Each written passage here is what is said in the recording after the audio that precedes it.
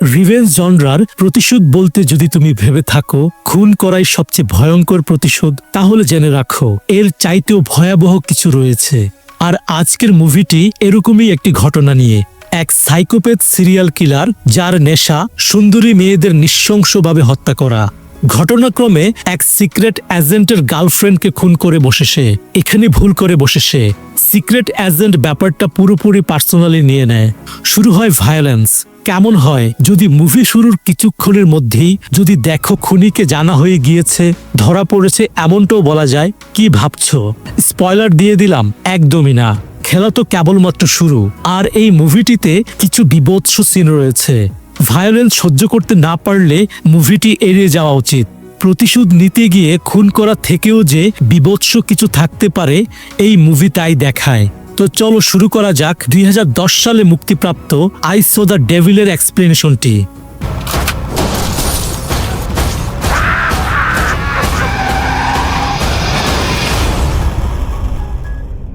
Movie শুরু হয় এক স্নোফলের রাতে, যেখানে দেখা যায় একটি মেয়ের গাড়ি পাঞ্চার হয়ে স্নোতে আটকা পড়েছে। এই মেয়েটির নাম জুইয়েম। সে অপেক্ষা করছিল আরেকটি গাড়ির জন্য, যেটা তাকে এখান থেকে উদ্ধার করে নিয়ে যাবে। তবে এই ফ্রি সময়ে সে কথা বলছিল তার ফিউন্সি কিম সু হিয়ং এর সাথে, যে কিনা একজন ন্যাশনাল ইন্টেলিজেন্স সার্ভিসের এজেন্ট ছিল। সে প্রায় সময় তার কাজে খুব ব্যস্ত থাকে আর ইয়েনকে খুব একটা বেশি সময় দিতে পারে না। আজ ইয়েনের জন্মদিন ছিল, কিন্তু এই স্পেশাল দিনেও কিম তাকে সময় দিতে পারছে না। ইয়েন কিমকে বলে তাকে একটি গান শোনাতে। কিম তাকে গানও শোনায়, যদিও আশেপাশে লোক থাকার কারণে সে বেশি গান গাইতে পারে না। কিম তাকে বলে গাড়ি থেকে বের না হতে এবং ওই গাড়ি না আসা পর্যন্ত অপেক্ষা করতে। তাদের কথার মাঝখানে দেখা যায় একটি স্কুল ভ্যান।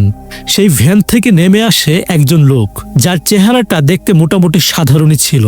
সে ইয়েনের গাড়ির কাছে গিয়ে প্রশ্ন করে, আপনার গাড়ি কি বরফে আটকে গেছে? ইয়েন হা জানালে সে নিজ ইচ্ছা থেকেই তাকে সাহায্য করতে চায়। ফোনের অপর প্রান্তে থাকা তার স্বামী জানায়, অপরিচিত কেউ সাহায্য করলেও তুমি গাড়ি থেকে নেমে যেও না। এরপর ওই লোকটি ফিরে এসে জানায় এই গাড়ি বেশ ভালোভাবেই বরফে আটকে গিয়েছে। তখন ইয়েন তাকে তার উপকার করার ইচ্ছের জন্য ধন্যবাদ প্রকাশ করে আর নিজের উইন্ডো লক করে দেয়, কারণ সেও চাইছিল না অপরিচিত কারোর সাথে কথা বলতে। এটা দেখে লোকটি একটি মলিন হাসি দিয়ে সেখান থেকে চলে যায়। কিন্তু একটু পরেই ইয়েন তার স্বামীর সাথে কথা বলা শেষ করে খেয়াল করে ওই লোকটি তার গাড়ি স্টার্ট করছে না। ইয়েনের মনে হুট করে ভয় কাজ করা শুরু করে। আর এরই মাঝে হঠাৎ ওই অপরিচিত লোকটি তার গাড়ির সামনের কাচের উপর আকস্মিক হামলা করে বসে। ইয়েন তো ভয়ে পাগলের মতো করতে থাকে, আর ওই লোকটি একদম উগ্র হয়ে ইয়েনের উপর চড়াও হয়। বেশ কিছুক্ষণ ধস্তাধস্তির পর লোকটি ইয়েনের মাথায় সজোরে আঘাত করে আর তাকে রক্তাক্ত অবস্থায় টেনে হিস্টে গাড়ি থেকে বের করে নিয়ে যায়। আসলে এই অপরিচিত লোকটি একজন সাইকোপ্যাথ সিরিয়াল কিলার, যার নাম ছিল জ্যাং কিউং চুল। সে যে কি পরিমাণ একজন নৃশংস সাইকোপ্যাথ তা একটু পরেই তোমরা জানতে পারবে, কারণ ইয়েন হলো আজ তার নতুন শিকার। পরের সিনে আমরা দেখতে পাই একটি ঘরে ইয়েনকে পলিথিনের মধ্যে বদ্ধ করে বেঁধে রাখা হয়েছে। তার চোখে মুখের রক্ত আর সুন্দর চেহারাটা একদম বীভৎস হয়ে গিয়েছে। জ্যাং এর পাশে বসে তার ছুরিতে শান দিচ্ছে। সেখানে রাখা আছে বিভিন্ন সাইজের ধারালো সব ছুরি, যেগুলো দিয়ে কি করা হবে তা তো তোমরা বুঝতেই পারছো। আসলে জ্যাং এতটাই নির্দয় আর বিকারগ্রস্ত জানোয়ার যে কিনা সুন্দর দেখতে মেয়েদের ধরে নিয়ে এসে শুরুতে পাশবিক নির্যাতন চালায়। এরপর তাদের শরীর ধারালো ছুরি দিয়ে জীবিত থাকা অবস্থায় কেটে টুকরো টুকরো করতে থাকে। এমন পরিস্থিতিতে জ্যাং ইয়েনকে বলে, তোমার চামড়া খুবই নরম, আমার কোনো কষ্টই হবে না তোমাকে কেটে টুকরো টুকরো করতে। ইয়েন কাতর স্বরে তার কাছে জীবন ভিক্ষা চায়। সে জ্যাংকে বলে, আমাকে প্লিজ মেরো না, কারণ আমি প্রেগন্যান্ট। জ্যাং এক মুহূর্তের জন্য বুড়ো কুচকায়। এরপরই সে ছুরি দিয়ে ইয়েনের গলা বরাবর সে একটি কূপ দিয়ে দেয়, আর এর ফলে ইয়েন তার প্রাণ হারায়। এরপর বীভৎসভাবে জ্যাং ইয়েনের দেহটিকে কেটে টুকরো টুকরো করতে থাকে। ঠিক সেই সময় ইয়েনের হাতে বিয়ের আংটিটি ছিটকে ড্রেনের মধ্যে পড়ে যায়। জ্যাং সেটা খুঁজতে থাকে, কারণ এখানে কোনো প্রমাণ রাখা যাবে না। কিন্তু জ্যাং সেই আংটিটি আর খুঁজে পায় না। ফলে এদিকে মন না দিয়ে সে তার কসাইয়ের কাজ শুরু করে দেয়। পরের দিন সকালে দেখা যায় ঝোপঝাড়ে ভরা কোনো একটি জায়গায় একটি ছোট্ট বাচ্চা হাঁটছে। হঠাৎই সে একটি কালো পলিথিনের ব্যাগ খুঁজে পায়, আর সেটা খুলে দেখার পর সে প্রচন্ড ভয়ে আটকে ওঠে, কারণ পলিথিনের ভেতর থেকে বেরিয়ে এসেছে মানুষের কাটা আস্ত একটি কান। এই ঘটনায় পুলিশকে খবর দেওয়া হলে পুলিশ পুরো স্কোয়াড নিয়ে সেই জায়গাটি সার্চ করতে থাকে। আর সার্চ করতে করতে তারা সেখানে ছোট্ট একটি খালের কাছে পৌঁছে যায়। ঠিক মধ্যরাতে সেখানে পুলিশ খুঁজে পায় একটি কাটা মাথা, আর সেই মাথাটি ছিল গতরাতে নির্মমভাবে হত্যা হওয়া ইয়েনের। পুলিশ স্কোয়াডের চিফও সেখানে গিয়ে উপস্থিত হয়। সব পুলিশরা সেখানে নিজের দায়িত্ব পালনের জন্য গেলেও চিফ সেখানে গিয়েছে ব্যক্তিগত টানে। তাই তার চোখে মুখে দেখা যাচ্ছে অন্য ধরনের এক্সপ্রেশন, কারণ তিনি বিশাল প্যানিকের মধ্য দিয়ে যাচ্ছিলেন। পুলিশের লোকেরা এই কাটা মাথা দেখা থেকে তাকে অনেক আটকানোর চেষ্টা করে, কিন্তু তারা ব্যর্থ হয়। তিনি মাথাটি দেখতে পান আর দেখে আটকে ওঠেন, কারণ সেটাই তার মেয়ে জু ইয়েনের। সেখানে ইয়েনের স্বামী কিমও উপস্থিত হয়, আর নিজ চোখে সে দেখতে পায় তার প্রিয়তমার অবস্থা। কিম ও তার বাবা একদম ভেঙে পড়ে। নিজের ভালোবাসার মানুষের এই অকাল মৃত্যুতে কিমের মাথায় যেন আকাশ ভেঙে পড়ে। হত্যার ধরন দেখে সে বুঝতে পেরেছে এটা অবশ্যই কোনো সাইকোপ্যাথের কাজ। সে এই মৃত্যুকে কোনোভাবে মেনে নিতে পারছে না, তাই তার মনে জ্বলে ওঠে প্রতিশোধের তীব্র আগুন। তার স্ত্রীকে সেই লোকটি এত নির্মমভাবে মেরেছে, তাকে সে কিছুতেই ছাড়বে না। তাকে তিলে তিলে নরকের যন্ত্রণা অনুভব করানোর পর সে নিজ হাতে খুন করবে। আর সেই কাজ হাসিল করার জন্য কিম তার অফিস থেকে 3 সপ্তাহের ছুটি চায়। অফিসের বস তাকে বলে তুমি চাইলে আরো অনেক দিন ছুটি কাটাতে পারো, কিন্তু কিম জানায় তার মাত্র 3 সপ্তাহের মধ্যে কাজ তামাম হয়ে যাবে। এবার কিম ইয়েনের বাবার সাথে দেখা করে, আর সেখানে তার বাবা তাকে আফসোস করে বলতে থাকে যে 30 বছর ধরে আমি ডিটেকটিভের কাজ করেও শেষমেশ আমার মেয়েকে হারাতে হলো একজন সিরিয়াল কিলারের হাতে। সে চায় এই কিলারকে পুলিশ যেন দ্রুতই ধরতে পারে। কিন্তু কিমের মাথায় তখন অন্য কিছু খেলা করছে। সে চায় না পুলিশ তাকে ধরে ভালো মন্দ খাইয়ে তারপর টুস করে ফাঁসি দিয়ে মেরে ফেলুক, কারণ এমন শান্তির মরণের কোনো যোগ্যতাই তার মধ্যে নেই। ফলে তাকে কঠিন থেকে কঠিনতর শাস্তি দেওয়ার মিশন সে শুরু করে একটি ডিভাইসের মাধ্যমে। সে তার কলিগের কাছ থেকে একটি ডিভাইস নেয় যেটা জিপিএস ট্র্যাক ও ভয়েস ট্র্যাক করতে সক্ষম ছিল। কিম এই ডিভাইসটি নিয়ে শুরু করে তার ভয়ঙ্কর মিশন। ইতিমধ্যে পুলিশ এই মামলার তদন্ত শুরু করে। তারা 4 জন সাসপেক্টের তালিকা তৈরি করে কিমের কাছে দেয়, যাদের নামের আগে থেকে সাইকোপ্যাথের কিলিং কেস ছিল। এবার কিমের প্ল্যান হলো প্রতিটি সাসপেক্টকে খুঁজে বের করে তাদের কাছ থেকে ইনফো নিয়ে আসল কিলারকে হত্যা করা। কিম প্রথম সাসপেক্টে খুঁজে বের করতে তার বাড়িতে হামলা করে। যখন সে তার বাড়িতে যায় তখন কিম দেখতে পায় সেই লোকটি স্ক্রিনে নীল ছবি দেখছিল। কিম তার উপর জমের মতন অ্যাটাক করে বসে আর পাগলের মতন আঘাত করতে থাকে। এক পর্যায়ে তাকে বেঁধে জ্যাংয়ের গাড়ির ছবি দেখিয়ে বলে এইটাকে সে চিনতে পারছে কিনা। সে অনেক কাকুতি মিনতি করে বলে যে জীবনেও এমন গাড়ি সে দেখেনি। কিমও বুঝতে পারে সে এই কিলার নয়, তাই সে এবার তার মিডল স্ট্যাম্পে রড দিয়ে মেরে তাকে আধমরা করে নিজেই হসপিটালে পাঠিয়ে দেয়। ওই বেটা এতটাই মার খায় যে সে নিজে এসে পুলিশের কাছে বয়ান দেয় যে সে বহু মেয়েকে হত্যা করেছে। এছাড়াও সে বারবার বলতে থাকে আমাকে প্লিজ জেলের মধ্যে নিয়ে যান, আমাকে বাঁচান। পুলিশ তো পুরোই সারপ্রাইজ যে এতদিন ধরে খুঁজেও তাকে পাওয়া গেল না, কিন্তু এখন আব্বা আব্বা করে সব বলে দিচ্ছে। এর কাহিনীটা কি? আসলে পুলিশ জানবে কি করে যে মায়ের নাম বাবাজি, আর এই মায়ের যদি কিমের মতো হৃদয় ভাঙা লোকের হয় তাহলে তো সেটার কোনো তুলনাই হয় না। কিমের এবার লক্ষ্য দ্বিতীয় সাইকোপ্যাথ। কিমকে দেখা যায় একটি গাড়ি নিয়ে তাকে ফলো করতে। লোকটি বাইকে করে যাচ্ছিল, আর কিম তার গাড়ি নিয়ে সরাসরি সেই বাইকের সজোরে ধাক্কা মেরে দেয়। লোকটি কিছু বুঝে ওঠার আগেই কিম তাকে বেদর পেটাতে থাকে। তবে এবারও দেখা যায় এই লোকটিও ইয়েনের খুনি নয়। এবার কিম তার 3 নম্বর টার্গেটের ছবি নিয়ে ভালো করে দেখতে থাকে। এই ছবিতে যার চেহারা ছিল সেটাই রয়েছে মারাত্মক রকমের ক্ষোভ আর ভয়ঙ্করের এক অদ্ভুত মিশ্রণ। কিম তাই সিদ্ধান্ত নেয় একে সরাসরি না ধরে এর ব্যাকগ্রাউন্ড সম্পর্কে প্রথমে বিস্তারিত জানতে। কিম এই কিলারের বাড়িতে যায়, কিন্তু সেখানে তাকে খুঁজে পাওয়া যায় না। এরপর তার বাবা মার সাথে কিম দেখা করে। কিম নিজেকে একজন ইন্স্যুরেন্স কর্মকর্তা বলে তাদের কাছে পরিচয় দেয়। কিমের কাছ থেকে ওই লোকটির ছবি দেখে তার মা জানায় এইটাই তাদের ছেলে। অর্থাৎ জ্যাং কিউন চুল। তার বাবা মার সাথে এখন তার কোনো যোগাযোগ নেই। জ্যাং এর বাবা মা সেখানে বিভিন্ন বিষয় নিয়ে চিৎকার চেঁচামেচি শুরু করলে কিম সেখান থেকে বের হয়ে এসে বাড়ির সামনে একটি ছেলেকে দেখতে পায়। কিম বুঝতে পারে এ হলো জ্যাং এর ছেলে। কিম তাকে তার বাবার কথা জিজ্ঞেস করলে ছেলেটি দেয়ালে জুড়ে বল মেরে তার রাগ প্রকাশ করে। কিম তখন বুঝতে পারে এই পরিবারের সবাই আসলে জ্যাং এর উপর মারাত্মক রকমের ফেড আপ। এদিকে জ্যাংকে দেখা যায় সে আবারও শিকারের উদ্দেশ্যে বের হয়েছে। এবার একটি মেয়েকে সে রাতে একা দাঁড়িয়ে থাকতে দেখে বলে, আমি ওই দিকেই যাচ্ছি, তুমি আমার সাথে চাইলে যেতে পারো। মেয়েটি কোনোভাবে রাজি হতে চায় না, কিন্তু জ্যাং তাকে কনভিন্স করে ফেললে সেই মেয়েটি তার সাথে গাড়িতে উঠে পড়ে। গাড়িতে ওঠার পর থেকেই জ্যাংয়ের সেই হাসি মাখা মুখ হুট করে গুমরা হয়ে পড়ে। মেয়েটি তাকে অনেক প্রশ্ন করে, কিন্তু সে কিছুই বলে না। এক পর্যায়ে একটি নির্জন স্থানে সে গাড়িটি থামায় আর গাড়ির পিছন থেকে একটা মোটা স্টিলের পাইপ বের করে কিছু বুঝে ওঠার আগেই সেটা দিয়ে এই মেয়ের মাথায় অনেকবার বাড়ি মারতে থাকে।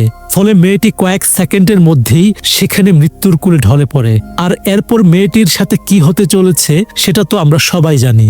এদিকে কিম খুঁজতে খুঁজতে জ্যাংয়ের নতুন আস্তানার ঠিকানা পেয়ে যায়। জায়গাটি দেখতে পুরো স্যাঁতসেঁতে আর অদ্ভুত রকমের। সেখানে যত্রতত্র রাখা আছে নানা জিনিসপত্র। খোঁজাখুঁজির সময় কিম একটি ওয়ার্ডরোবের সন্ধান পায় আর সেটার তালা খুলতেই মিলে যায় মেয়েদের বিভিন্ন জিনিসপত্র।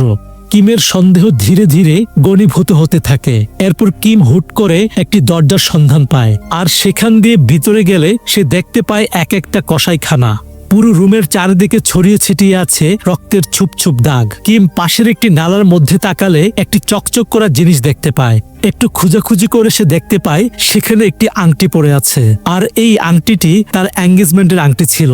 সাথে সাথে কিম বুঝতে পারে যে এই নরপিশাচ তার স্ত্রীকে হত্যা করেছে।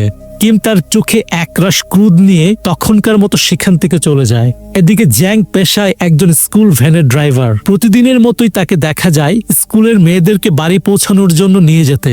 এখানে একটি মেয়েকে জ্যাং এবার টার্গেট বানায়। মেয়েটি ঘুমন্ত অবস্থায় থাকলে তাকে কৌশলে জ্যাং নিয়ে আসে তার পাপের আস্তানায়। মেয়েটিকে জ্যাং তার পৈশাচিক স্বভাব দিয়ে প্রথমে ধর্ষণ করতে যায়, কিন্তু ঠিক সেই সময় সেখানে কিম চলে আসলে সেবারের মতো সে মেয়েটিকে কিছুই করতে পারে না। জ্যাং ভাবে কিম হয়তো পুলিশের লোক। সে হেসে হেসে বলে, আরে পুলিশ তাহলে এত দ্রুতই আমাকে খুঁজে নিল। এদিকে কিম সরাসরি তার স্ত্রীর হত্যাকারীকে দেখে এক দৃষ্টিতে তার দিকে তাকিয়ে থাকে। তার মনের মধ্যে চলতে থাকে একে এই মুহূর্তে কেটে কুচি কুচি করে ফেলতে। কিন্তু তার আগে জ্যাং ছুরি দিয়ে কিমের উপর আকস্মিক হামলা চালায়। কিন্তু কিম একজন স্পেশাল ফোর্সের সদস্য আর ফিজিক্যাল ফাইটিং এ উস্তাদ। তাই সে জ্যাংকে প্রথম হিটে কুপকাত করে ফেলে আর ব্যাপক হারে পেটাতে থাকে। তাকে এমন মাইর দেওয়া হয় যে যাতে তার পুরো বডি লক্কর ঝক্কর করতে থাকে। নিজের ক্রোধের সীমায় পৌঁছে গেলে কিম তাকে একটি পাথর উঁচিয়ে খতম করতে যাবে। ঠিক সেই সময় তার ব্রেনে খেলে যায় যে না, একে তো এত সহজে মারা যাবে না, এ মরে গেলে সব কষ্ট শেষ হয়ে যাবে। তাই কিম তার ডান হাত ভেঙে তাকে অজ্ঞান করে ফেলে। এরপর ওই যে তার বন্ধুর কাছ থেকে যে ট্র্যাকিং ডিভাইসটি নিয়েছিল সেটা জ্যাংয়ের মুখের মধ্য দিয়ে ঢুকিয়ে দেয়, যাতে করে এখন থেকে সে জ্যাংয়ের প্রতিটি পদক্ষেপ সম্পর্কে জানতে ও শুনতে পারবে। এরপর এক খাম টাকা রেখে কিম সেখান থেকে চলে যায়। কিম চায় তিলে তিলে কষ্ট দিয়ে তাকে মারতে। এদিকে জ্ঞান ফিরে আসলে জ্যাং বুঝতেই পারে না যে তার সাথে কি হয়েছিল। আর এতগুলো টাকা দেখে সে বলে ওঠে, আর শালা দেখে আমার চেয়েও বেশি সাইকো। এত মাইর দিল কিন্তু মেরে না ফেলে উল্টো আমাকেই টাকা দিয়ে গেল চিকিৎসা করানোর জন্য। তার মানে তোমরা বুঝতেই পারছো এই খেলা কেবল শুরু। সামনে আরো কষ্টের দিন জ্যাংয়ের জীবনে আসতে চলেছে। পরের দৃশ্যে দেখা যায় জ্যাং সেখান থেকে বেরিয়ে রাস্তায় দাঁড়িয়ে আছে। সে একটি গাড়ির লিফট নেওয়ার জন্য অপেক্ষা করছিল। তার সামনে একটি ট্যাক্সি এসে দাঁড়ালে সে ওই ট্যাক্সিতে উঠে পড়ে। ট্যাক্সির পিছনে বসে একজন লোক যার চেহারা কেমন যেন সাইকোদের মতো। ট্যাক্সি ড্রাইভারকে দেখে মনে হচ্ছিল সে অতিরিক্ত হাসি খুশি একজন লোক। সে হেসে নানা ধরনের বকবক করা শুরু করে দেয়।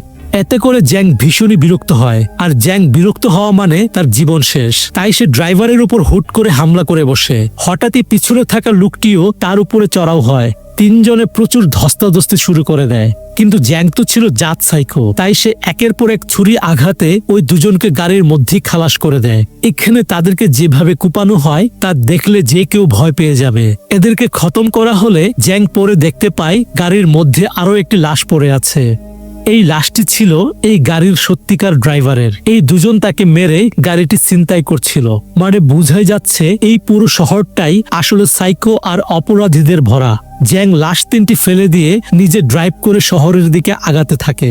জ্যাং এরপর যায় একটি ডাক্তারের চেম্বারে নিজের ক্ষত সারানোর জন্য। সেখানে থাকা বয়স্ক ডাক্তারের সাথেও সে খুব খারাপ আচরণ করে। তবে সেখানকার এক 20 বছরের সুন্দরী নার্সকে দেখে সে আবারও তার নেশার মধ্যে পড়ে যায়। তাকে নানা রকম ভাবে ফ্লার্ট করতে থাকে আর এক পর্যায়ে মেয়েটিকে ভয় দেখানো শুরু করে। সেই সময় তার আচরণ দেখে মেয়েটি অনেক ভয় পেয়ে কান্না করে আর বারবার তাকে ছেড়ে দিতে বলে। ধীরে ধীরে সে মেয়েটির দিকে আগায় তার সর্বনাশ করার জন্য। আর ঠিক সেই সময় সেখানে আবারও কিম এসে হাজির হয়। কিম এই পিশাচের পেটের মধ্যে থাকা ডিভাইস দিয়ে লাইভ লোকেশন আর সমস্ত কথাবার্তা শুনতে পারছিল। আর সেটা দেখে কিম এখানে এসেছে তার ব্যান্ড বাজাতে। কিম এসে আবারও জ্যাংকে গণহারে মারতে থাকে, যাকে বলা হয় মাইরের উপর ডাবল মাইর। এক পর্যায়ে কিম জ্যাংয়ের পায়ের একটি রক কেটে দেয় যাতে সে সাময়িকভাবে খোঁড়া হয়ে যায়। এই পানিশমেন্টের পর জ্যাং তো বাবা গো মাগো বলে চিল্লাতে থাকে, কিন্তু এখন কিমের কাছে এই চিৎকার চমৎকার সুর বলে মনে হচ্ছে। জ্যাংকে সে বলে, এটা তো কেবল শুরু রে, সামনে আরো ভয়ঙ্কর কিছু অপেক্ষা করছে তোর জন্য। মোট কথা কিম টার্গেট নিয়েছে তাকে ডেইলি ডোজ দেওয়ার মতো, সকাল বিকাল একবার করে কেলাবে আর আবারও চিৎকার করে সুস্থ করে তুলবে পরের দিনের ডোজ দেওয়ার জন্য। কোরাল লেভেলের উত্তম মাধ্যম দেওয়ার পর কিম সেই নার্সটিকে বলে, এখন তোমার কাজ হচ্ছে একে আবারও ব্যান্ডেজ করে সুস্থ করে তোলা। এরপর কিম সেখান থেকে বেরিয়ে পড়ে আর তার শ্বশুরের সাথে কথা বলে। তার শ্বশুর জানায়, অনেক হয়েছে বাবা, এই ডেভিল মানে জ্যাংকে শাস্তি দেয়া এখন থেকে বন্ধ করো, একে তুমি পুলিশের হাতে দিয়ে দাও, তা না হলে কখন তোমার যে কি হয়ে যায় আমার খুব টেনশন হচ্ছে। একই কথা তার শালিকেও তাকে জানায়, কারণ যে যাবার সে তো চলেই গিয়েছে, মরণ নিয়ে খেলা করা উচিত হবে না তাদের। কিন্তু কিম যেন ভিতর থেকে পাথর হয়ে গিয়েছে, তার এখনো অনেক প্রতিশোধ নেওয়া বাকি। এদিকে জ্যাং মারাত্মক আহত অবস্থায় রওনা দেয় তার আরেকটা সাইকো বন্ধুর বাড়িতে, যার নাম ছিল টিজো। এই সাইকো জ্যাংয়ের চেয়েও আরো বেশি ভয়ঙ্কর। জ্যাং তো খালি মেয়েদেরকে পিস পিস করে, আর এই শালা মেয়েদের মেরে তার নরম মাংস খায়। ভাবা যায় সে কত বড় মাপের ইতর শ্রেণীর অন্তর্ভুক্ত। মানুষের মাংস খেয়ে সে নিজেই এখন একটা জানোয়ারে পরিণত হয়েছে। টিজোকে জ্যাং সমস্ত কাহিনী খুলে বলে যে কিভাবে কিম তার পিছনে পড়ে আছে। টিজো তখন হাসতে হাসতে বলে, এই শালাও আমাদের মতো নিশ্চয়ই সাইকো, সে নিজের শিকারকে নিয়ে খেলতে খুব ভালোবাসে আর যন্ত্রণা দিয়ে মারতে চায়। টিজো তখন বলে, নিশ্চয়ই লোকটি তোমার কোনো ভিকটিমের খুব কাছের আত্মীয় হবে। জ্যাংয়ের তখন ইয়েনের কথা মনে পড়ে আর তার চোখে ভেসে ওঠে সেই এঙ্গেজমেন্টের রিংটা। জ্যাং বুঝতে পারে কিম আসলে ইয়েনের স্বামী। এসব ভাবতে ভাবতে জ্যাং বিশ্রাম নিতে চলে যায়। টিজোকে এরপর দেখা যায় একটি রুমে গিয়ে ফ্রিজ খুলতে। সে ফ্রিজে রাখা আছে মানুষের শরীরের বিভিন্ন অঙ্গ। এসব মানুষকে জো খুন করে কেটে টুকরো টুকরো করেছে। তবে এগুলো অনেক দিনের পুরনো বলে এবার তরতাজা একটি মেয়েকে ঘরের এক কোণা থেকে শিকল বেঁধে টেনে টেনে নিয়ে যায়। এই মেয়েটি আজ তার নতুন খাবার। মেয়েটি ভয়ে গঙ্গাতে থাকে আর জোর কাছে নিজের প্রাণ ভিক্ষা চায়, কিন্তু জো উম্মাদের মতো হাসতে থাকে আর তাকে ছুরি দিয়ে মেরে ফেলতে যায়। সে বলে প্রথমে মেয়েটির হাত কাটবে, তারপর পা এবং তারপর মাথা। এইসব কথাবার্তা কিম বাইরে থেকে শুনছিল। তাই আর দেরি না করেই যখন জো কূপ দিতে যাবে সেখানে কিম গিয়ে হাজির হয়ে কোরাল লেভেলের মায়ের শুরু করে দেয়। মারতে মারতে ওই নরপিশাচের প্রত্যেকটি হাড়গুড় ভেঙে দেয়। জো তাকে দেখে বুঝতে পারে এই লোকটাই নিশ্চয়ই জ্যাংয়ের পিছনে পড়া থাকা লোকটি। এক পর্যায়ে কিম জুয়ের হাতে ছুরি ঢুকিয়ে দেয় আর তাকে বলে, তোকেও আমি এই মেয়েটির মতো করেই মারবো, প্রথমে হাত কাটবো, তারপরে পা আর তারপরে মাথা।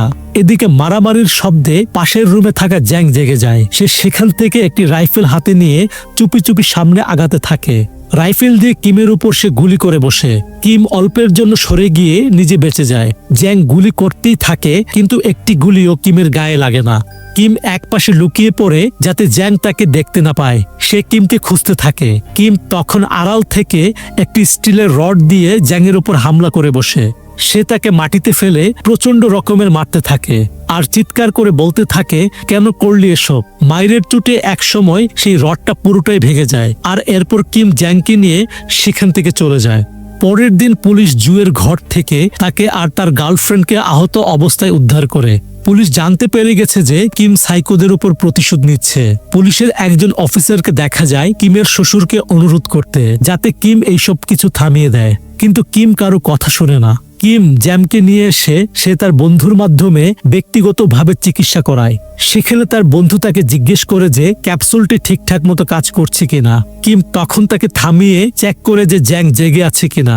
জ্যাংকে তখন অজ্ঞান অবস্থা দেখা যায়, যদিও তার আসলে কিছুটা সেন্স ছিল, আর তাতে সে কিম ও তার বন্ধুর কথাগুলো পুরোটাই শুনে ফেলে এবং বুঝতে পারে তার পেটের মধ্যে একটি ডিভাইস লুকানো আছে। পরের দৃশ্যে জ্যাংকে একটি পরিত্যক্ত টানেল থেকে বের হয়ে আসতে দেখা যায়। কিমি তাকে আসলে সেখানে রেখেছে।